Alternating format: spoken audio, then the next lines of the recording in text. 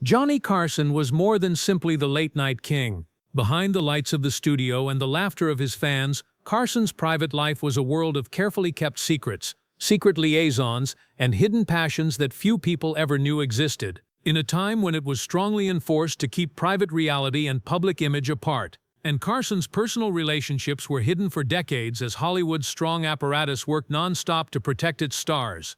We'll explore the tales of the remarkable ladies who had covert relationships with Johnny Carson today, and we now understand why. You really must not miss this narrative. Let's begin at the beginning. The cultural landscape of the 1960s and 1970s. When Johnny Carson took over The Tonight Show in 1962, America was about to undergo a significant change. The post-war boom had produced a generation of Americans who were hungry for entertainment, and television soon emerged as the cultural center. By the conclusion of the decade, the communal imagination was no longer determined by radio or film. It was the luminous box in the living room, and the airways were filled with Carson's sharp wit and seductive baritone. Even though television celebrities were well known at the time, their on-screen personas only told part of the tale. In public, they were supposed to represent stability, success, and wholesomeness, qualities that gave viewers comfort in a world struggling with the Cold War, civil rights movements, and the rising tensions in Vietnam. Carson was ideal for this position because of his Midwestern charm and polished appearance.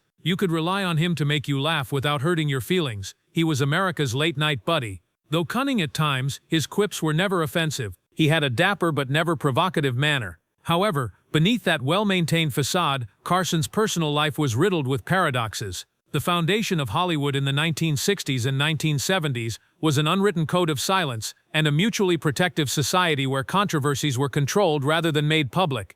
Personal shortcomings, substance misuse, and extramarital affairs were discussed in industry circles but almost never appeared in print.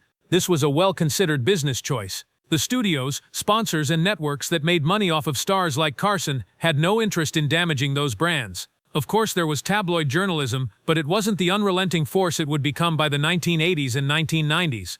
There was a limit that most reporters wouldn't cross, even though photographers like Ron Galella might have followed celebrities in New York and Los Angeles, or waited outside restaurants. Editors recognized when a story should be buried. Publicists were skilled at exchanging silence for access. As fellow singer and Carson's buddy Frank Sinatra once remarked, "The press is like a pack of dogs. They will leave you alone if you throw them a bone." The bones were then thrown.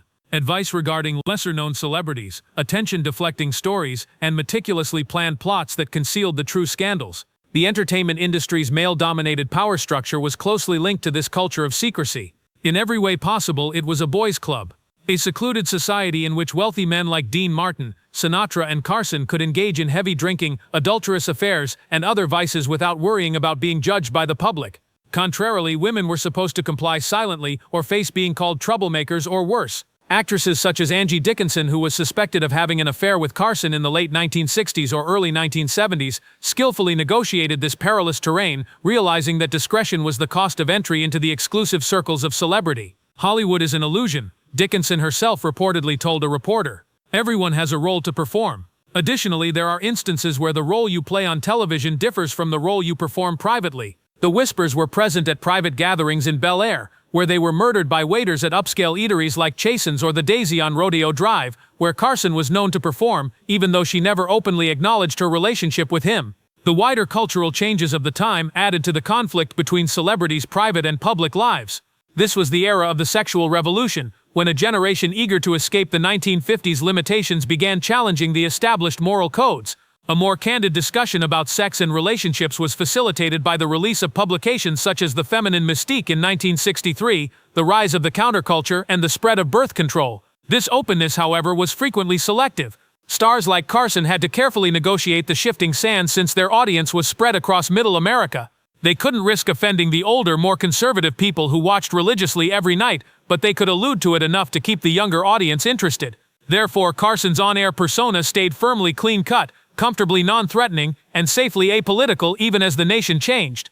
The relative lack of intrusive paparazzi culture makes this balancing act easier. Photographers might have targeted popular locations like the Troubadour or Polo Lounge, but they lacked the editorial freedom and technological means to reveal celebrities' personal lives on the scale that would become the norm decades later.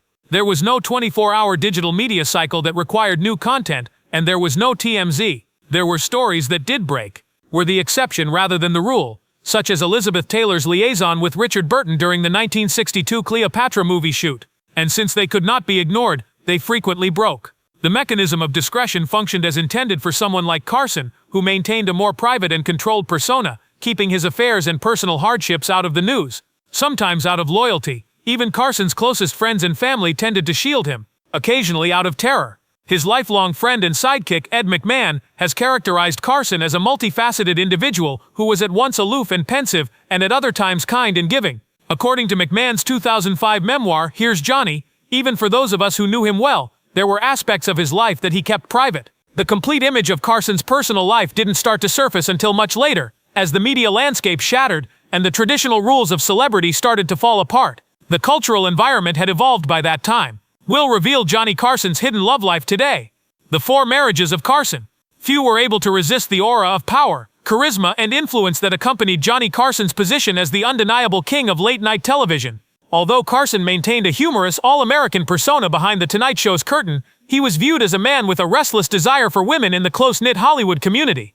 The 4 marriages that Carson is known to have had, including his turbulent partnership with Joanna Holland from 1972 until 1985, hardly touched the surface of his romantic life. For background, his 1949 first marriage to Joan Jody Morrow Woolcott was a traditional post-war relationship that failed due to the demands of his developing personality and growing reputation. Carson's work had thrust him into the national limelight at the time of their 1963 divorce, and his personal life had already started to fall apart in ways that the public never fully understood.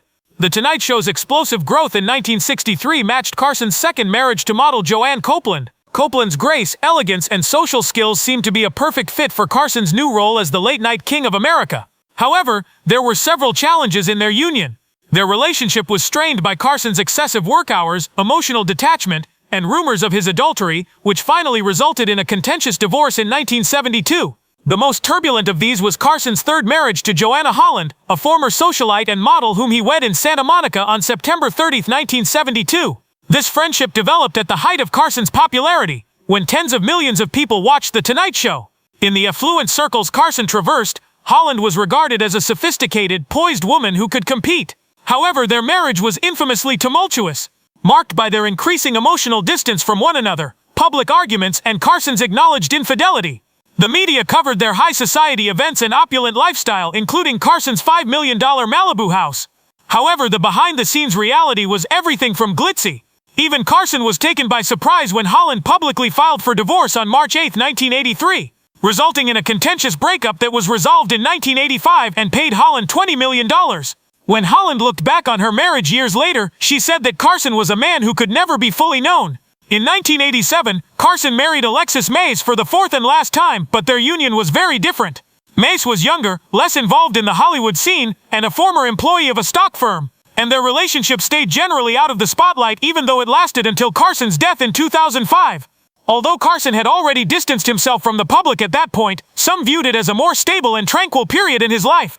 His career was over, and most of the glamour was gone. However, these formal partnerships only provide a portion of the picture. The speculative Angie Dickinson affair. Angie Dickinson established herself as one of Hollywood's most alluring leading ladies by the late 1960s and early 1970s. Her reputation as a sex icon was cemented by her breakout performance opposite John Wayne in Howard Hawks' Rio Bravo. However, she became well known for her role as the feisty streetwise Sergeant Pepper Anderson in Policewoman. Dickinson was more than just an attractive person. She represented how women's roles in the media have changed throughout time. A celebrity who could exude strength and sexiness. Rumors about Dickinson's potential relationship with none other than Johnny Carson started to circulate in this era of growing celebrity and cultural change. Carson was at the height of his fame by the early 1970s.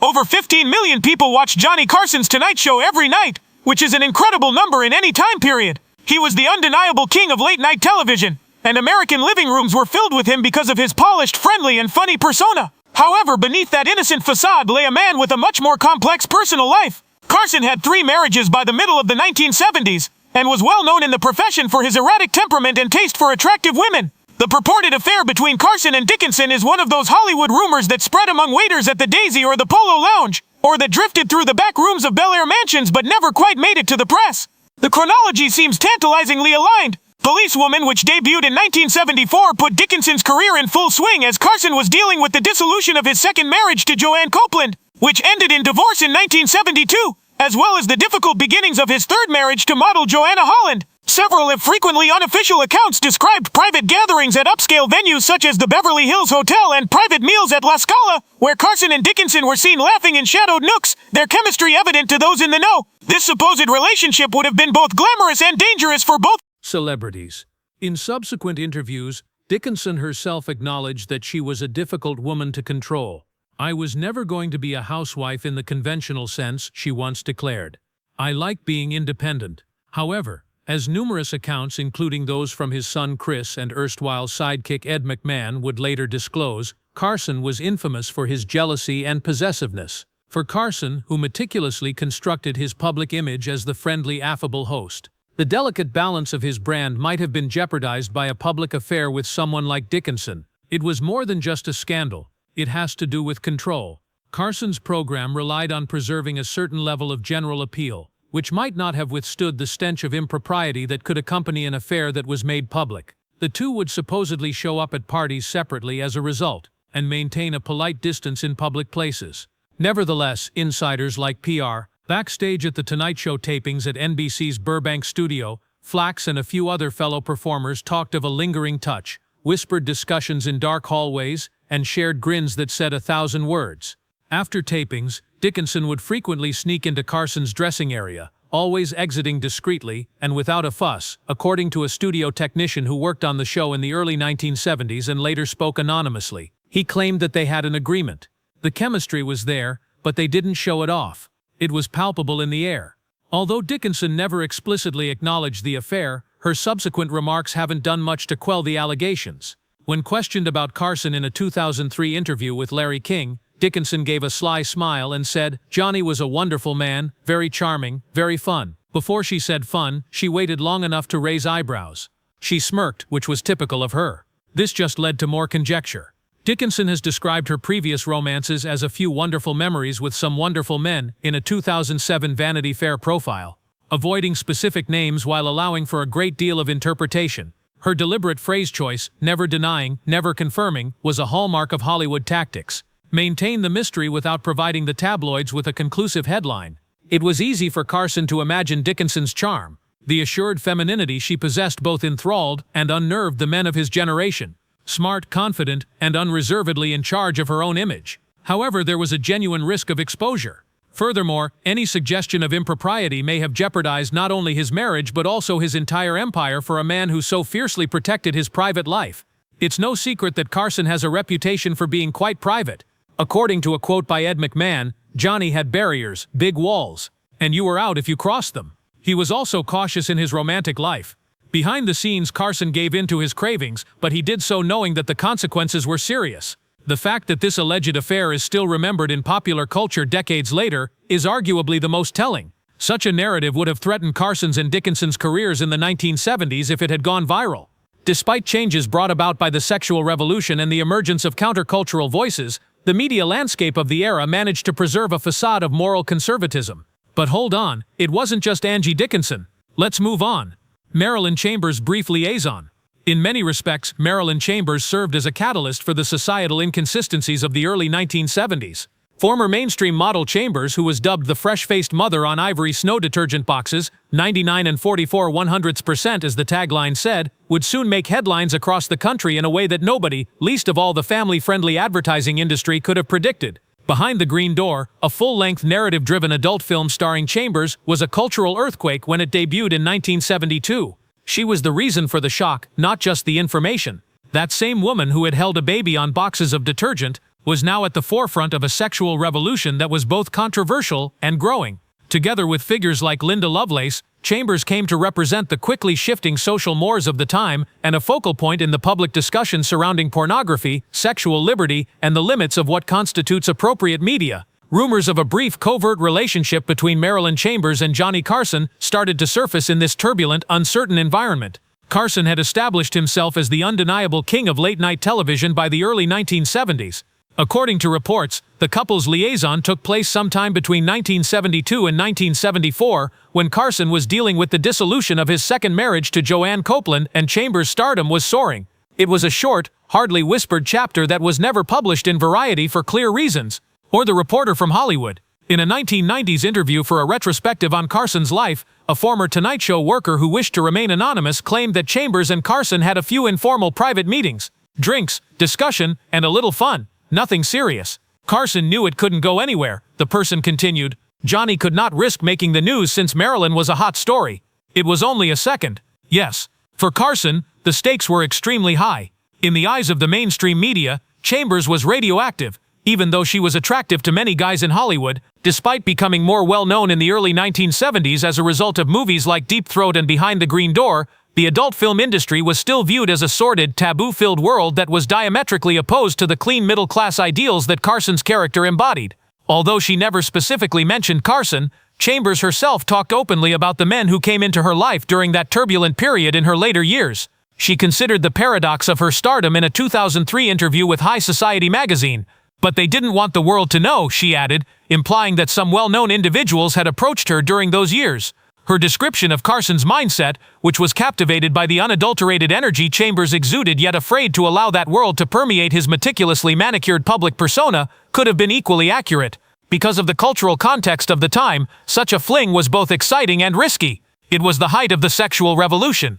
A member of the so-called porno chic movement was behind the Green Door itself, where movies like it were talked about in the media and reviewed in the New York Times. However, despite this superficial acceptance, adult film stars continued to be seen as dubious individuals who were both admired and derided. Because of this, the two met in private settings, such Carson's dressing room following tapings, quiet areas of industry parties, and the occasional invitation-only event in the Hollywood Hills where the music was loud, the cocktails were flowing, and the media was nowhere to be seen. There were no joint appearances at the Oscars or Golden Globes, nor were there any public dinners at Chasen's. According to a Tonight Show insider, it was always intended to be a bubble, the meeting point of two completely distinct worlds. However, this was not all. Morgan Fairchild's secret affair.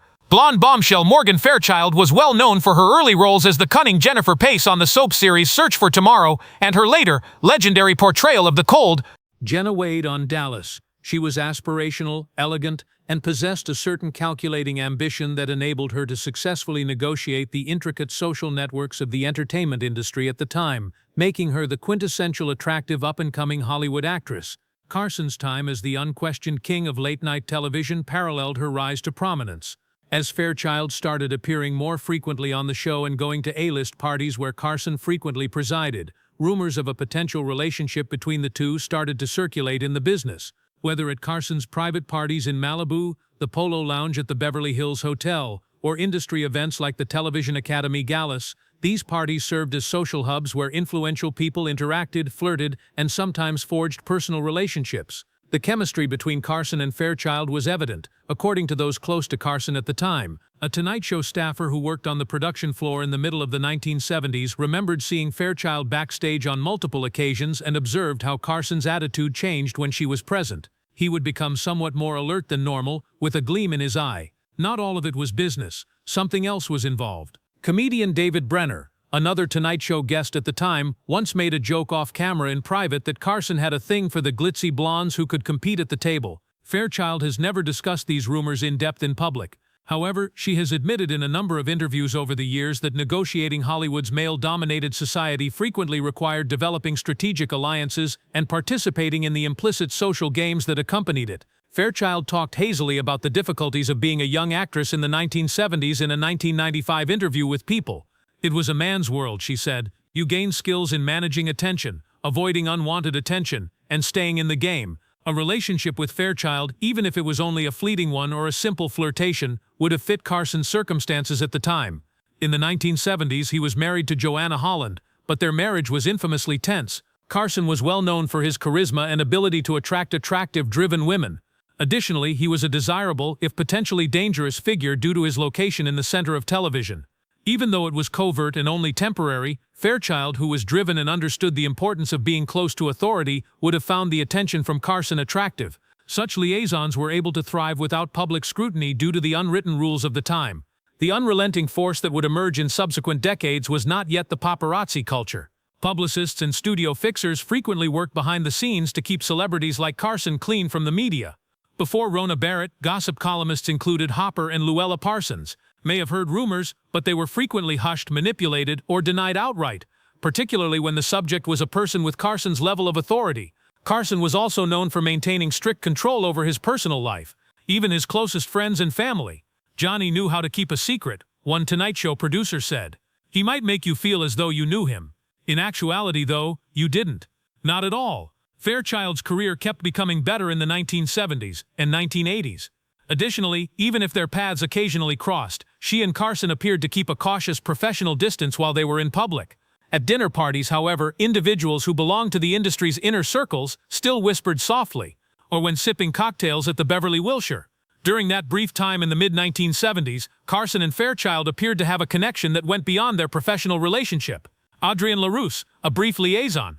Although Audrey Larusa's name may not have the same cultural significance as those of other celebrities from that era, audiences of soap operas and television dramas were familiar with her in the early 1970s. Larusa, who was born in New York City in 1948, started her acting career with modest parts in TV series like Bonanza and The Doctors, along with a few short film roles. She frequently attended Hollywood gatherings where she interacted with rising stars, directors, and producers due to her beautiful looks, high cheekbones, expressive eyes, and subtle charm. She met Johnny Carson in this busy, frequently exclusive environment. According to some insiders, the encounter most likely took place in 1973 at a private industry event at the Beverly Hills Hotel, Carson's preferred hangout after taping The Tonight Show. These gatherings were more sedate, exclusive, and frequently the actual social hubs of Hollywood. At these gatherings, Carson, who was already in his third marriage to Joanna Holland, was known for his charm and tact. Years later, an unidentified Tonight Show employee told a biographer that Adrian was observed arriving and departing at strange times, sometimes early in the morning and other times late at night. Larusa was always careful not to be seen leaving immediately with Johnny, according to this same source, but people noticed. Naturally, Larusa has never addressed the alleged relationship in public. Furthermore, there have never been any verifiable photos, letters, or accounts to support the rumors. The recurrent patterns in Carson's private life, however, contributed to the persistence of the whispers. Carson's personal relationships were frequently more tumultuous and concealed, even as The Tonight Show continued to be a shining representation of his career success. His 1972-1985 marriage to Joanna Holland was characterized by extended periods of emotional detachment, interspersed with Carson's infamous outbursts and his wandering gaze. His friendly, gregarious on-screen demeanor stood in stark contrast to the chilly, frequently reserved guy behind the scenes. Johnny was the finest in front of the camera, as Carson's longtime sidekick Ed McMahon famously stated in a 1992 interview. However, the man behind the scenes was never truly introduced to you. One moment he might be warm, and the next he might be as frigid as ice. Carson's relationships' poisonous power dynamics. The unequal power dynamics in Carson's relationships, both proven and rumored, were one notable trend. All the cards were in Carson's possession. He was the one who kept late-night success at bay. The man whose one booking might make or ruin careers. Being associated with Carson was both a risk and an opportunity for young ladies in Hollywood. However, Carson seems to favor people who weren't yet well known in their own right. Women who wouldn't question his authority, who would keep quiet, and who wouldn't have the means to expose him if things went wrong. Rumors circulated of short-lived liaisons with lesser-known actresses like Susan Anton and Elaine Joyce, who both possessed the combination of ambition and beauty. Carson appeared drawn to that. For a short while, some insiders believed that Joyce, who was well known for her roles on sitcoms and game shows like Match Game in the early 1970s, was one of Carson's favorites. It was said that during her early ascent, Anton, who rose to stardom in the middle of the 1970s for her modeling and film appearances, had at least a passing flirtation with Carson. Another factor that favored Carson was the culture of the day. Generally speaking, the entertainment business was a boys' club where influential individuals shielded one another's bad names and transgressions. An unsaid understanding existed. What took on behind closed doors or at industry gatherings remained unreported and uncontested. In an industry where men like Carson controlled the gates, women who might have spoken up jeopardized not only their own reputations but also their employment prospects. Carson's wider emotional issues were also mirrored in his dating life. He had infamously unstable marriages. His second wife, Joanne Copeland, allegedly suffered from emotional abuse and neglect for years prior to their 1972 divorce. In the same year, he married Joanna Holland for the third time. Additionally, insiders viewed Carson as aloof and prone to unexpected outbursts, despite the fact that it seemed stable on the surface. In an off-the-record talk, Carson's friend, comic Dick Cavett, once said that while Johnny could captivate a crowd of millions, he found it difficult to sit in a room with a single person. He was a complex man who desired love but was unsure of how to return it. This mechanism protected Carson's enormous influence as America's late-night king, and his own careful management of his personal affairs and volatile temperament made sure that even those closest to him dared not speak out. Even while he discreetly managed a complicated personal life behind the scenes, he was able to preserve a flawless image as a nice, wholesome host because to this culture of silence, traditional public morals, and a lack of intrusive paparazzi. Many of these stories didn't come to light until after his death in 2005, when the media was more hostile and thrived on exposés. This helped to reveal the hidden contradictions of one of television's most recognizable personalities. That's about it for now. Thank you for viewing. Was this video enjoyable to you? To ensure you don't miss our upcoming uploads, if you did, please think about liking, commenting, and clicking the subscribe button. Additionally, pay attention to the video that is currently displayed on your screen. It's just not real.